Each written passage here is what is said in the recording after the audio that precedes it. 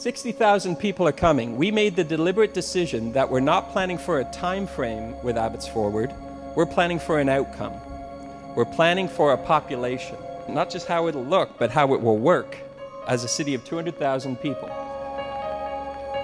We keep believing that simply adding just one more traffic lane will surely finally solve this congestion problem. It's the idea that the only way in or out is by the car, and the mythology that this is, car ownership, and the reality, that's what sprawl does.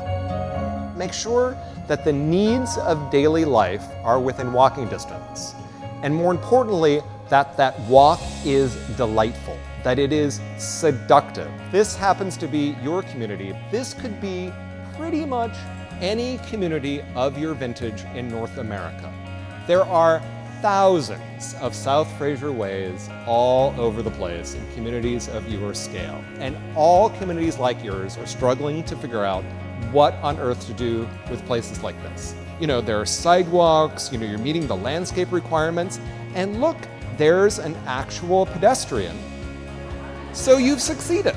Tonight has been fantastic. This is the first time we've had what was intended to be a big, interesting, inspirational conversation about what might be possible, and hear what people thought about that. The city seems psychologically ready to have a conversation about a different kind of city at 200,000 than you've been so far at 140,000. This is a perfect opportunity to shape your city, and that's what it's all about. Every time I come to one of these Abbotsforward meetings, I'm excited when I leave and say, wow, we can do so much more. Most of you will be thinking what I call the 8 most unhelpful, unproductive words in the English language. We could never do that in our city. But my message to cities around the world, both across Canada and globally, is that you can actually do anything you set your mind to in the city. The key issue is making the decision and following through. Here in Abbotsford, you're on the edge of a major metropolitan region. You're also surrounded by some of the best farmland and most beautiful scenery anywhere in the world. It's an extraordinary geography.